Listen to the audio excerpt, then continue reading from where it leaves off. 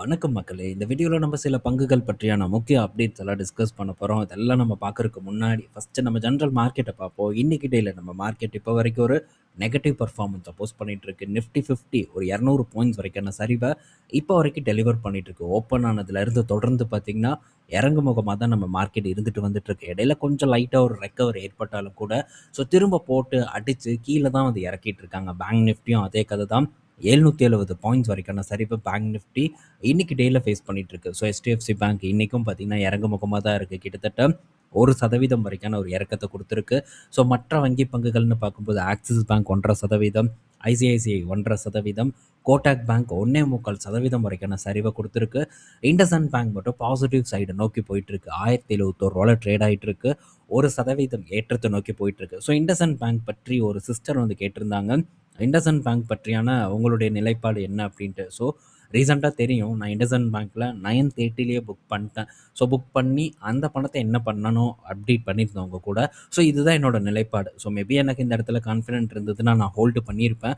ஏன் ஹோல்டு பண்ணலாமே, தொடர்ந்து ஏறிட்டு இருக்கே, எதுக்கு நம்ம இதை போய் கொடுத்துட்டு ஹெச்டிஎஃப்சி பேங்க் பக்கம் இந்த மாதிரி சைடெல்லாம் நம்ம போகணும் அப்படிங்கிற கேள்வி இருக்கலாம். தரம் ரொம்ப முக்கியம் அப்படின்னு நான் பார்த்தேன். தரம் எனக்கு ஹெச்டிஎஃப்சி பேங்க்லாம் அதிகமாக தெரிஞ்சது. என்னதான் பர்ஃபார்மன்ஸ் பண்ணாமல் இருந்தாலும் கூட நல்ல இடத்துல இருக்குது. பெரிய ஒரு ரிஸ்க் இல்லை அப்படிங்கிற ஒரு காரணத்தினால அதன் பக்கம் வந்து நான் மூவ் பண்ணேன். ஆப்பர்ச்சுனிட்டி கிடைக்கும்போது மூவ் பண்ணுறது தவறு இல்லை அப்படின்னு நான் நினைக்கிறேன். ஃபர்தராக இங்கேருந்து திரும்ப கூட ஒரு ஏற்றத்தை இண்டஸ்இண்ட் பேங்க் டெலிவர் பண்ணலாம். பட் என்னோட முடிவு அது.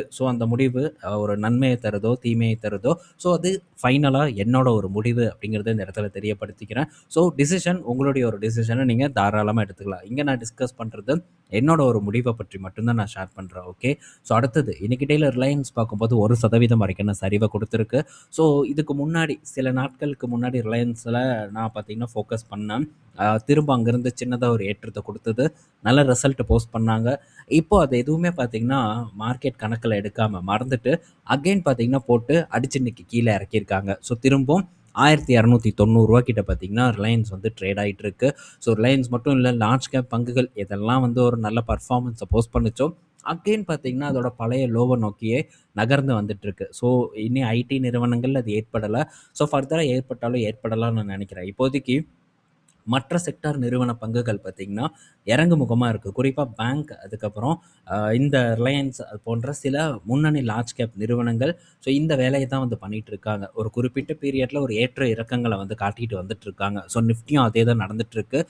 ஏற்றத்தை கொடுத்தானுங்க. இப்போ இன்றைக்கி டேயில் ஒரே நாளில் பார்த்திங்கன்னா போட்டு இறக்கியிருக்காங்க. மேபி இந்த வீக்கில் அப்கமிங் டேஸில் ஒரு ஏற்றத்தை நம்ம மார்க்கெட் போஸ்ட் பண்ணலாம்.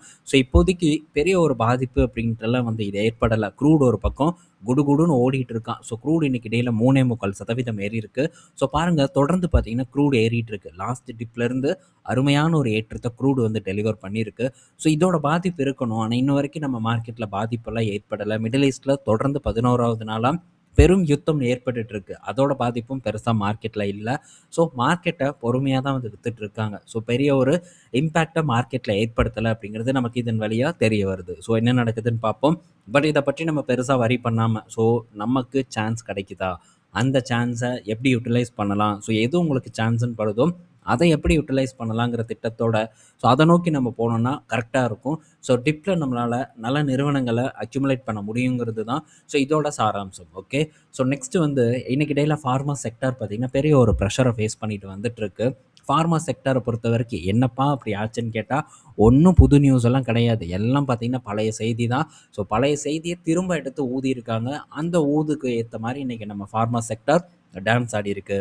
என்ன அப்படின்னா 200% டேரிஃப். இதுக்கு முன்னாடி ட்ரம்ப் வந்தப்போ இந்த டேரிஃபை இன்ட்ரடியூஸ் பண்ணாங்க, ஞாபகம் இருக்கும்னு நான் நினைக்கிறேன். திரும்ப பார்த்திங்கன்னா அதை குழி நோண்டி எடுத்து கொண்டு வந்து உயிரோடு நிற்க வச்சுருக்காங்க. அகெயின் பார்த்திங்கன்னா 200% வரைக்கான டேரிஃப் போடுவோம் அப்படிங்கிற மாதிரி ஒரு தகவல் வந்து நமக்கு கிடச்சிருக்கு. இது 2028 அமலுக்கு வரப்போகுதாமா. 2028 100% டேரிஃபை போட போகிறாங்க. 2029 200% டேரிஃபை போட போகிறாங்க. இந்த டேரிஃப் போடுவதோட முக்கியத்துவம் என்னன்னு பார்த்தா, அமெரிக்காவில் வந்து இந்த ஜெனரிக் ப்ரொடக்ஷனை உற்பத்தி பண்ணணும், இம்ப்ரூவ் பண்ணணும் அப்படிங்கிறது தான் ட்ரம்ப்போட ஒரு நோக்கமாக இருக்குது அப்படின்னு வந்து சொல்கிறாங்க. இது நடக்குமா நடக்காதான்னு தெரில. இன்றைக்கி பேசி நாளைக்கே வேறு மாதிரி பேசக்கூடிய ஆள் தான் ட்ரம்ப்பு. ட்ரம்ப்போட இந்த ரோட் மேப் எல்லாம் டெஃபினட்டாக நம்ம ஏற்றுக்கவே வந்து முடியாது. ஏன்னா மருந்து ரொம்ப அத்தியாவசியமான ஒண்ணு. இன்கேஸ் வந்து மருந்து தட்டுப்பாடு ஏற்பட்டதுன்னா, ஸோ அது பெரிய ஒரு பாதிப்ப வந்து ஏற்படுத்தும். அதனால இது வந்து சாத்தியம் ஆகாது அப்படின்னு நான் நெனைக்கிறேன். இன்கேஸ் ஆச்சுன்னா, ஃபார்மா செக்டார் ஒரு பெரிய பிரஷர வந்து ஃபேஸ் பண்ணும். ஸோ சில பேரெல்லாம் வந்து ஒரு ஜெனரிக்கான ஒரு முடிவு எடுப்பாங்க ஃபார்மா செக்டார்ல. இத பற்றி நம்ம பலமுறை பேசியிருக்கோம். என்னன்னா, நோய் எப்பவுமே இருந்துட்டே இருக்க போகுது. மாத்திரை மருந்து வித்துட்டே இருக்க போகுது. அதனால ஃபார்மா செக்டார நம்ம என்ன விலையில வேணா வாங்கலாம் அப்படின்னு சொல்லுவாங்க. ஸோ பல பெரிய ஆட்களே வந்து இத வந்து அ யூடியூப்லலாம் வந்து பேசிட்டு தான் இருக்காங்க. இதே ஒரு கருத்து பார்த்தீங்கன்னா, நெறைய பேர்கிட்ட இருக்கு. என்ன ஆனாலும் நமக்கு நோய் இருந்துட்டு தானே இருக்க போகுது. காய்ச்சல் வரத்தானே போகுது.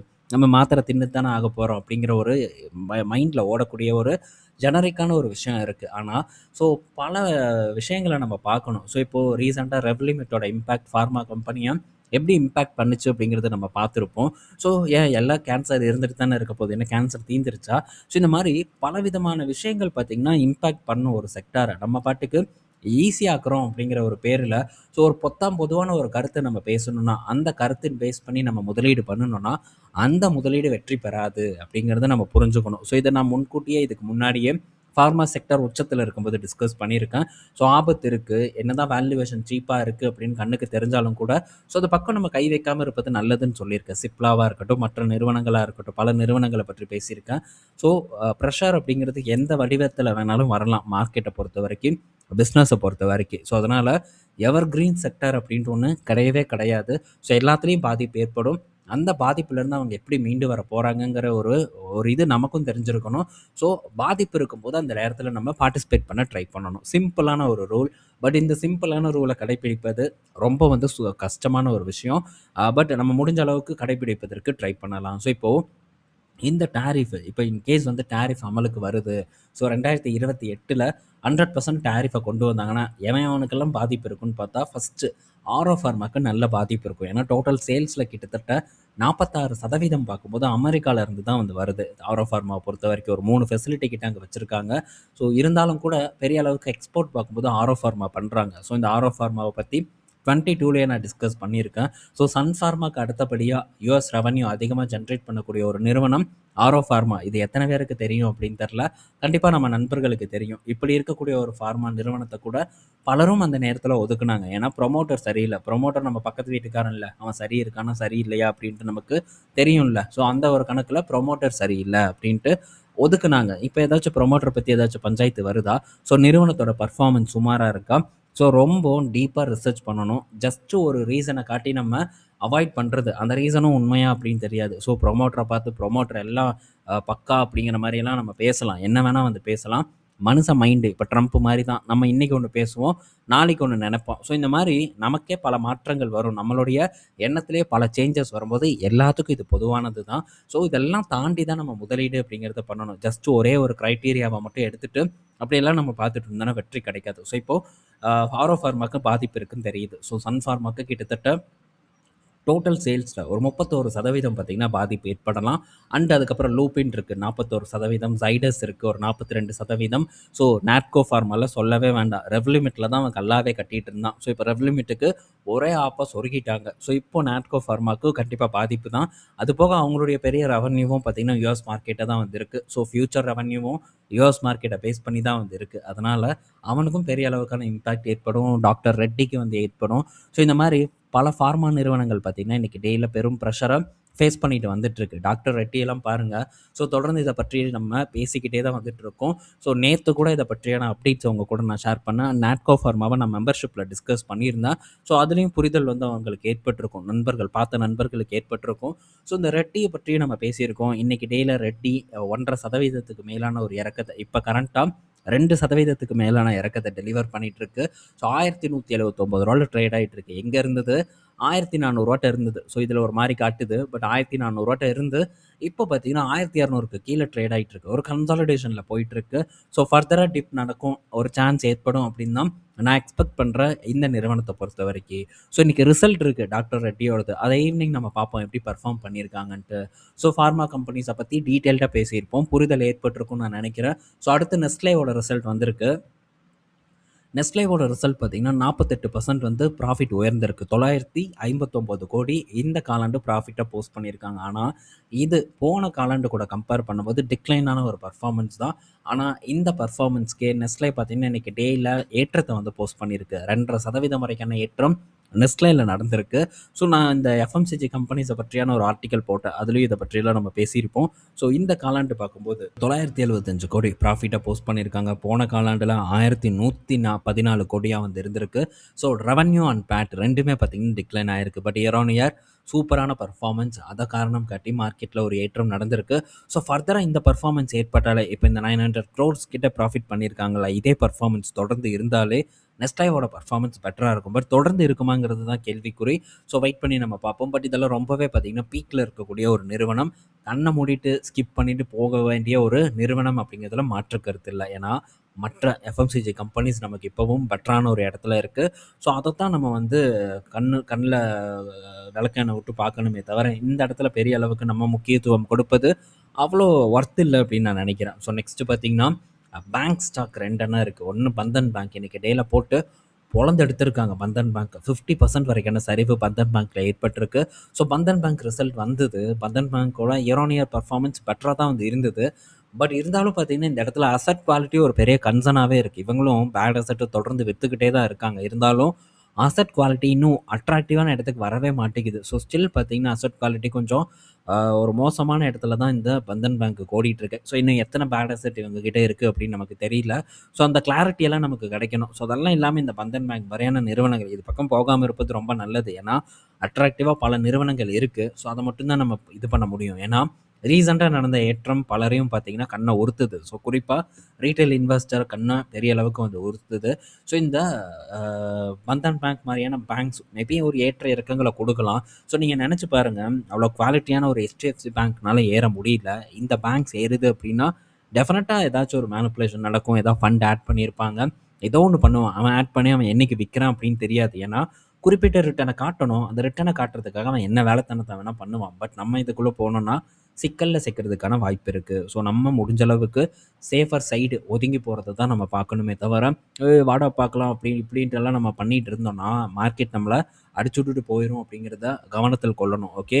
ஸோ, அடுத்தது சிஎஸ்பி பேங்க்கோட ரிசல்ட் வந்திருக்கு. சிஎஸ்பி பேங்க்கோட ரிசல்ட்டும் பார்க்கும்போது போன காலாண்டு கூட கம்பேர் பண்ணும்போது டிக்ளைன் ஆகி தான் வந்து இருக்குது. இந்த காலாண்டு okay. So, year on year கூட கம்பேர் பண்ணும்போது ஓகே. ஒரு 150 கோடி கிட்ட பார்த்தீங்கன்னா ப்ராஃபிட் பண்ணியிருக்காங்க.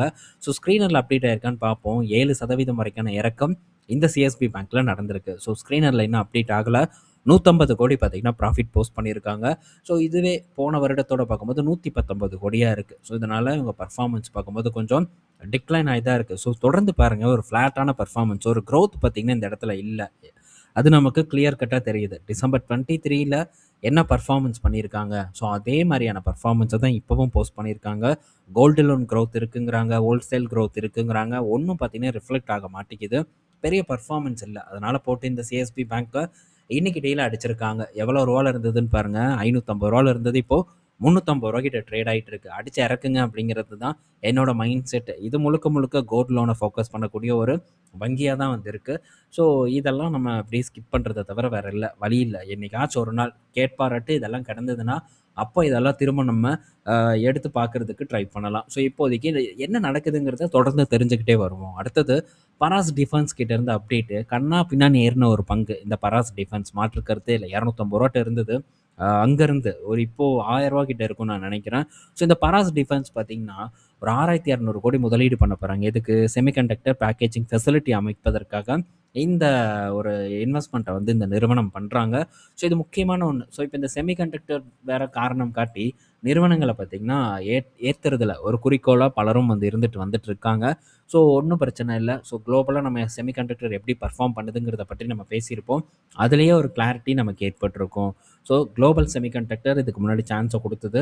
ஸோ, நம்ம ஊரில் வளருவதற்கான வாய்ப்பு இருக்குது. எவன் வளருவான் அப்படின்னு தான் நமக்கு தெரியாது. ஸோ, அதனால் ரொம்ப கேர்ஃபுல்லாக வந்து இருக்கணும். ஸோ, எல்லாம் பண்ணுறாங்க, எல்லாம் வளருவாங்களான்னு கேட்டால் டவுட்டு தான். ஸோ, அதுவும் இல்லாமல் மதிப்பீடும் ஆல்ரெடி ஏற்றி தூக்கி உச்சத்தில் வச்சுருக்காங்க. கண்ணை மூடிட்டு ஸ்கிப் தான் நம்ம இதை பண்ணி ஆகணும், வேறு வழி இல்லை. ஓகே. ஸோ, ஜஸ்ட் வந்து இந்த மாதிரி ஏஐ, ஸோ செமிகண்டக்டர் இப்படியெல்லாம் வந்து காட்டலாம். பட் இப்படிலாம் காட்டுறாங்க அப்படிங்கிறதுக்காக நம்ம ஒரு கண்ண மூடிட்டு ஒரு டிசிஷன் நம்ம எடுக்க முடியாது அப்படிங்கிறத நம்ம புரிஞ்சுக்கணும். அடுத்தது அனந்தராஜ் பார்த்தீங்கன்னா, டீமர்ஜர் வந்து அப்ரூவ் பண்ணியிருக்கிறதா ஒரு தகவல் வந்து கிடைச்சிருக்கு. ஸோ அனந்தராஜ் அந்த கம்பெனி பேர் பார்த்தீங்கன்னா, ஏதோ ஒரு கிளவுடு. ஸோ ஏதோ ஒரு பேர் மாரி தான் போட்டிருந்தது. இருங்க பார்ப்போம். ஸோ அசோக் கிளவுட், அனந்தராஜ் அப்படிங்கிற ஒரு கம்பெனி, அசோக் அப்படின்ற ஒரு கம்பெனி. என்ன அண்ணன் தம்பியா இருப்பானுங்களா என்னமோ தெரியல.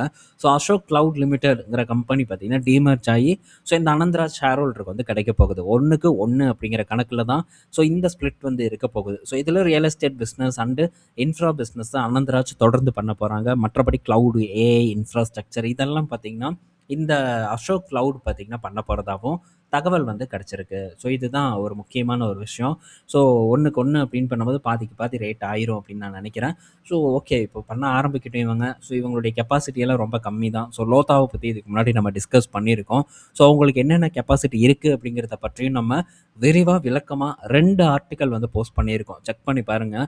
ஸோ அதுவே பெட்டரான ஒரு இடத்துக்கு வரணும் அப்படின்னு தான் நான் வெயிட் பண்ணேன். பட் அங்கேருந்து பங்கு பெரிய ஒரு பர்ஃபார்மன்ஸை கொடுத்தது மார்க்கெட் ரெக்கவர் ஆகும்போது. ஆனால் நீங்கள் நினச்சி பாருங்கள். ஸோ அவன் ஜஸ்ட் வந்து சொல்கிறான். பட் ஒருத்தன் வந்து பண்ணிகிட்டு இருக்கான். ரிலையன்ஸ் எல்லாம் பண்ணிகிட்டு இருக்கான். டிசிஎஸ் இருக்கான். இவனையெல்லாம் மார்க்கெட் வந்து கண்டுக்க மாட்டேங்குது. ஸோ மார்க்கெட் வந்து எங்கே பார்வை போகுது அப்படிங்கிறத நம்மளால் ப்ரெடிக்ட் பண்ண முடியாது. நம்ம ஒரு சேஃபரான ஒரு இடத்த தான் வந்து ப்ரெடிக்ட் பண்ண முடியும்.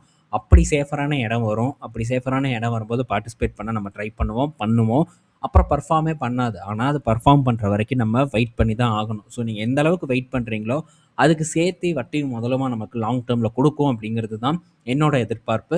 ஸோ இதெல்லாம் நடக்குதாங்கிறத நம்ம வெயிட் பண்ணி வந்து பார்ப்போம். ஸோ எல்லாமே நம்ம நினைக்கிற நாளில் ஒரு ஏற்றத்தை வந்து கொடுத்துறாது. ஸோ பலரும் கேட்டுட்டு இருக்காங்க, இது எப்போ தான் ஏறும் அப்படின்ட்டு சில பங்குகளை மென்ஷன் பண்ணி. யாருக்கு தெரியும் எப்போ ஏறும்ன்ட்டு? ஸோ யாருக்கும் தெரியாது எப்போ ஏறும் அப்படின்ட்டு. புரிதல் இருந்தால் பங்குகளை வச்சுக்க போகிறோம். புரிதல் இல்லையா பங்குகளை வீசிட்டு கிளம்ப போகிறோம். ஸோ இதுதான் நம்மளால் பண்ண முடியுமே தவிர, நாளைக்கு ஏறிடுமா, இதுக்கப்புறம் இறங்காதா, இதெல்லாம் வந்து தெரியவே தெரியாது. இதை கேட்கறதுனால எந்த பலனும் கிடையாது. ஸோ ஆக்கப்பூர்வமான கேள்விகள் தான் அடுத்த கட்டத்தை நோக்கி நம்மளை கொண்டு போகும் அப்படிங்கிறது என்னோட ஒரு கருத்தாக வந்திருக்கு. ஸோ இந்த வீடியோவில் நம்ம பல இன்ஃபர்மேஷன் பார்த்துருப்போம். பயனுள்ளதாக இருக்கும்னு நான் நினைக்கிறேன். ஸோ ஈவினிங் நம்ம இன்னொரு வீடியோவில் மீட் பண்ணுவோம். பாய் மக்களே.